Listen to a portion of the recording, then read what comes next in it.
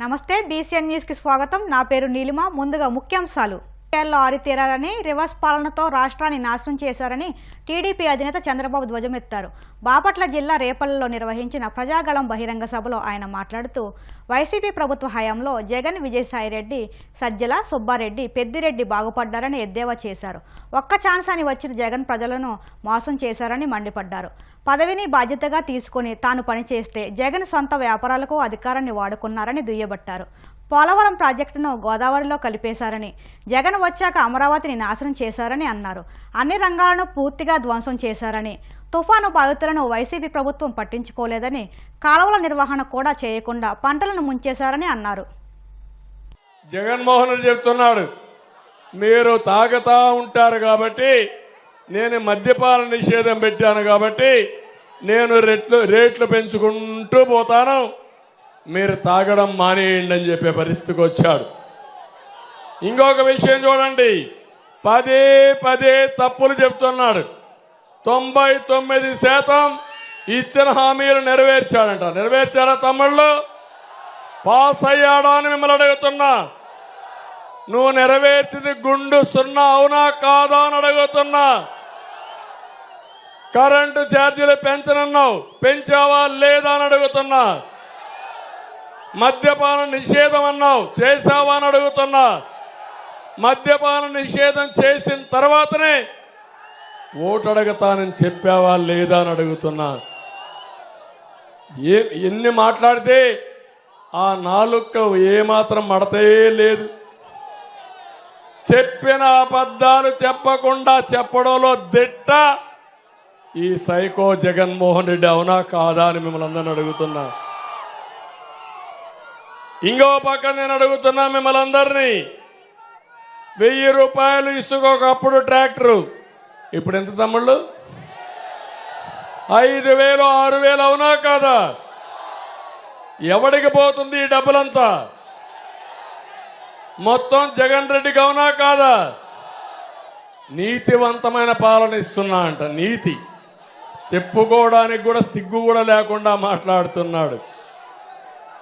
అందుకే నేను ఒకటే మిమ్మల్ని కోరుతున్నా, ఇవన్నీ చేసిన దుర్మార్గుణ్ణి, నమ్మక ద్రోహానికి మీరు గుద్దే ఓటు తాడేపల్లి ప్యాలెస్ బద్దలవ్వాలి.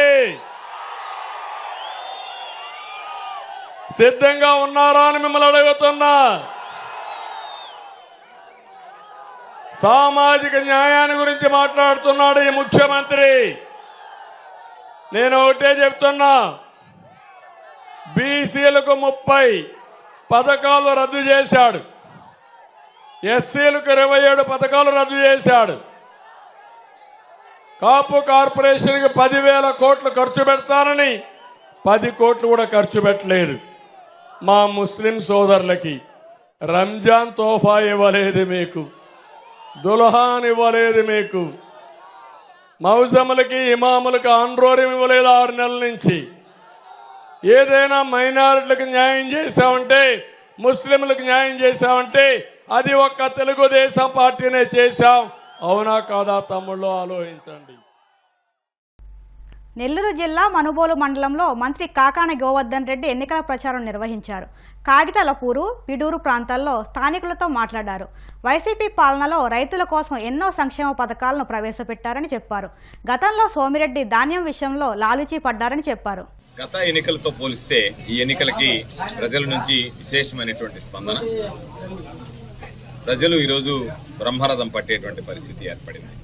జగన్మోహన్ రెడ్డి గారు ఇచ్చినటువంటి హామీలన్నీ నిలబెట్టుకున్నాడు, సంక్షేమ కార్యక్రమాలు సమర్థవంతంగా అమలు చేశాడనేటువంటి నమ్మకం, విశ్వాసం ప్రజల్లో కలిగింది. కాబట్టి ఈరోజు ప్రజలు పెద్ద ఎత్తున వచ్చి మరలా వైఎస్ఆర్ కాంగ్రెస్ పార్టీ ప్రభుత్వం రావాలి, జగన్మోహన్ రెడ్డి గారు ముఖ్యమంత్రిగా ఉండాలి అని చెప్పి కోరుకునేటువంటి పరిస్థితి. సర్వేపల్లి నియోజకవర్గానికి సుదీర్ఘకాలంగా అపరిష్కృతంగా ఉన్నటువంటి అనేక సమస్యలను పరిష్కరించాం.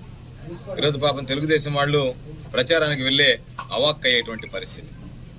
గ్రామాలకు ప్రచారానికి వెళితే ప్రతి ఎక్కడ మట్టి రోడ్డు కనిపించకుండా సిమెంట్ రోడ్లు వేశారు. పాపం కొంతమంది తెలుగుదేశం పార్టీకి సంబంధించినటువంటి వ్యక్తులు ఒక విఫల ప్రయత్నం చేశారు. ఇవన్నీ కూడా మనం అంతకుముందు వేసినటువంటి రోడ్లే అని చెప్పడానికి ఒక విఫల ప్రయత్నం చేశారు. ఈరోజు సిమెంట్ రోడ్లు కానీ, సైడ్ డ్రైన్ కానీ, త్రాగునీటి వసతి కానీ, సాగునీటి వసతి కానీ ఎక్కడ ఇబ్బందులు లేకుండా చేశాం. దశాబ్దాలుగా పెండింగ్లో ఉన్నటువంటి నాన్ ఫిషర్మ్యాన్ ప్యాకేజీని ఈరోజు ముత్తుకూరు మండల రైతులందరినీ మొత్తానికి కూడా ముత్తుకూరు మండలంలో వైట్ రేషన్ కార్డు కలిగినటువంటి అన్ని కుటుంబాలకి అందించడం జరిగింది. మత్స్యకారులకి ఫిషింగ్ జెట్టి డిమాండ్ చాలా రోజులుగా ఉన్నటువంటి దాన్ని పూర్తి చేశాం. ఎన్నికల కోడ్ వచ్చింది కాబట్టి దానిలో సంబంధించినటువంటి కార్యక్రమాలు ప్రారంభించండి, ఫిషింగ్ జెట్టి మత్స్యకారుల దగ్గర నుంచి అని చెప్పాం. ప్రారంభం లాంఛనంగా చేయలేం, ఎందుకంటే అధికారికంగా చేయాలంటే ఎన్నికల కోడ్ అడ్డం వస్తుంది కాబట్టి అని చెప్పి ఆ కార్యక్రమాన్ని పూర్తి చేశాం. అదేవిధంగా ఈరోజు రైతాంగానికి సమగ్రంగా సాగునీరు అందించాం. రైతులు గతంలో సోమిరెడ్డి 50 కోట్ల రూపాయల మిల్లర్ల దగ్గర ముడుపులు మింగేసి ధాన్యం ధరలు రాకుండా అడ్డుకున్నాడు. ఇక్కడ ఉన్నటువంటి వాళ్ళు రింగే ఇష్టప్రకారం దోచుకున్నారు. ఈరోజు ఆ పరిస్థితి లేకుండా 22 నుంచి 24 వేల వరకు డబ్బు చెల్లించి ధాన్యం బస్తాలు తీసుకెళ్లేటువంటి పరిస్థితిని తీసుకురావడం జరిగింది. అదేవిధంగా కరోనా కష్టకాలంలో ప్రజలను అంటిపెట్టుకుని ఉన్నాం. కరోనా కష్టకాలంలో ఎవ్వరూ కూడా ఈ అలీపురం రెడ్లు ఎవ్వరూ కనిపించలేదు. ఎక్కడో హైదరాబాద్, బెంగళూరులో తలదాచుకున్నారు. 175 నియోజకవర్గాలు ఏ నియోజకవర్గంలో లేనటువంటి విధంగా మన సర్వేపల్లి నియోజకవర్గంలోనే 3 కోట్ల రూపాయలు విలువైనటువంటి బియ్యం వంటిమైన పంపిణీ చేసి సర్వేపల్లి నియోజకవర్గాన్ని నెల్లూరు జిల్లాలో ఉంచడానికి విశేషమైనటువంటి కృషి చేసి జగన్మోహన్ రెడ్డి గారిని ఒప్పించి జగన్మోహన్ రెడ్డి గారి ఆశీస్సులతో ఈరోజు సర్వేపల్లి నెల్లూరు జిల్లాలను కొనసాగించడం జరిగింది. అనేక రకాలైనటువంటి అభివృద్ధి సంక్షేమ కార్యక్రమాలు జరిగాయి. గ్రామాలకు వెళితే ప్రజలు ఈరోజు విశేషమైనటువంటి స్పందన, గ్రామాల్లో పనులు జరిగాయి, అన్ని రకాల ఆదుకున్నాం. కాబట్టి తప్పనిసరిగా రాబోయేటువంటి రోజుల్లో వైఎస్ఆర్ కాంగ్రెస్ పార్టీని ఆదరించడానికి సర్వేపల్లి నియోజకవర్గ ప్రజలు అన్ని విధాలా సిద్ధంగా ఉన్నారు. భారీ మెజారిటీతో నేను సర్వేపల్లి శాసనసభ అభ్యర్థిగా, గురుమూర్తి తిరుపతి పార్లమెంట్ అభ్యర్థిగా ఘన విజయం సాధించడం ఖాయం. 50,000 పైచలకు మెజారిటీతో మేము ఘన విజయం సాధిస్తాం సర్వేపల్లి నియోజకవర్గం నుంచి. రానున్న సాధారణ ఎన్నికలను సమర్థవంతంగా నిర్వహించడంలో ఎన్నికల సిబ్బంది పాత్ర అత్యంత కీలకమని కాకినాడ సిటీ నియోజకవర్గ రిటర్నింగ్ అధికారి జె వెంకట్రావు పేర్కొన్నారు. కాకినాడ పిఆర్ ప్రభుత్వ కళాశాల ఆవరణలో ఎన్నికల విధులపై ప్రిసైడెంట్ అధికారులు, అసిస్టెంట్ ప్రిసైడింగ్ అధికారులకు శుక్రవారం శిక్షణా కార్యక్రమాలు ఏర్పాటు చేశారు. ఈ సందర్భంగా రిటర్నింగ్ అధికారి జె వెంకట్రావు మాట్లాడుతూ తొలి విడత శుక్ర శనివారాల్లో 2 రోజుల పాటు పీఓ, ఏపీఓలకు శిక్షణ ఉంటుందన్నారు. రెండో విడత ఈ నెల 15, 16వ తేదీల్లో ఓపీఓలకు శిక్షణ ఉంటుందని, ఆయా తేదీల్లో ఉదయం 9 నుంచి సాయంత్రం 5 గంటల వరకు శిక్షణ కొనసాగుతుందని ఆర్ఓ తెలిపారు. భయం ఈ డ్యూటీలో ఉంటారు. ఈ రెండు లేకపోతే మాత్రం ఇబ్బంది పడదు. Don't use your common sense. Book లో ఏమి చెప్తే అది ఫాలో అవ్వండి. అది ఒక్కటే గుర్తుపెట్టుకోండి. కామన్ సెన్స్ ఇక్కడ ఎవరు వాడద్దు. ఒకసేపు మన కామన్ సెన్స్ లూజ్ అయ్యామనుకోండి, బుక్ లో ఏం చెప్తే అది అలా మట్టి నోట్ చేసుకోండి. అదే ఫాలో అవ్వండి. ఇక్కడ ఎలక్షన్ కమిషన్ మన లెవెల్లో మన కామన్ సెన్స్ వాడతాం, వాళ్ళు కంట్రీ లెవెల్లో కామన్ సెన్స్ వాడతారు. దాని ప్రకారం మనకి ఇన్స్ట్రక్షన్ ఇస్తారు, దాన్నే మనం ఫాలో. ఇక్కడ కూడా మళ్ళీ చాలా మంది అనుకుంటారు, ఇక్కడ కొంతమంది దేవుడికి దండం పెట్టుకుంటారు వచ్చేటప్పుడు, మాకు ఈసారి ఏపీఓ పడిపోతే చూడండి, నెక్స్ట్ డ్యూటీ పడిపోతే పీఓ రాకుండా చూసుకోండి అని చెప్పేసి. ఆయన అవన్నీ వింటూ అర్థమైతే నీ ఉద్యోగం చేయి అంటాడు. అర్థమైంది కదంటే అందరికీ పీఓ డ్యూటీ పడతారనే అనుకోండి. మళ్ళీ చెప్తున్నాను, ఒకవేళ పొరపాటు నీకు ఏపీఓ డ్యూటీ పడినా పీఓ షాప్ వచ్చారనుకోండి, ఏపీఓని తీసుకెళ్ళి పీఓగా పెట్టేస్తాం. మన భాష, మన బాధ, మన మానసిక వ్యధ వినేవారు ఎవరు అక్కడ ఉండరు. మాకు కావాల్సిందంటే టీం ఫార్మ్ అయిపోవాలి, బస్సు ఎక్కిపోవాలి, మెటీరియల్ పట్టుకుని వెళ్ళిపోవాలి అంతే. అప్పుడు అయ్యో నేనేమి నేర్చుకోలేదే అంటే నేను ఏమి చేయను. కాబట్టి దయచేసి అందరూ పీఓగా ఉంటామన్న విషయాన్నే మనసులో పెట్టుకోండి, మైండ్లో పెట్టుకోండి. మీకు బుక్స్ ఇచ్చాము, మీ అందరికీ చాలా వరకు బుక్స్ ఇచ్చేసి ఉంటారు. సో కొంతమందికి అందలేదన్న ఉద్దేశంతో ఒక చిన్న క్రిస్పీగా ఒక బుక్ తయారు చేసి ఇచ్చాము. అందులో ప్రతి ఒక్కటి ఎండ్ టు ఎండ్ డీటెయిల్గా ఉంది. ఈరోజు పిఆర్జీ కాలేజీలో పోలింగ్ సిబ్బంది అందరూ కూడా ట్రైనింగ్ ఇవ్వడం జరుగుతుంది.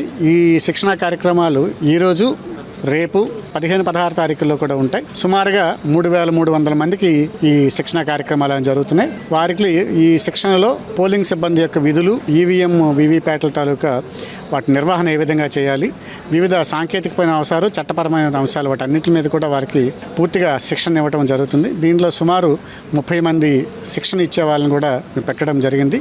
ఈరోజు ఉదయం నుంచి సాయంత్రం వరకు ఈ శిక్షణ ఇచ్చి వాళ్ళకి హ్యాండ్స్ ఆన్ ట్రైనింగ్ కూడా ఇచ్చి పూర్తిగా వాళ్ళకి సన్నద్ధులుగా చేసి పంపించే కార్యక్రమాల భాగంగా ఈ శిక్షణ కార్యక్రమాలు పెట్టడం జరిగింది. ఈరోజు రేపు పీఓస్, ఏపీఓస్ జరుగుతుంది. 15, 16 తారీఖుల్లో ఓపీఓస్ కూడా జరుగుతుంది. ఇప్పుడు కాసేపు ప్రకటనలు.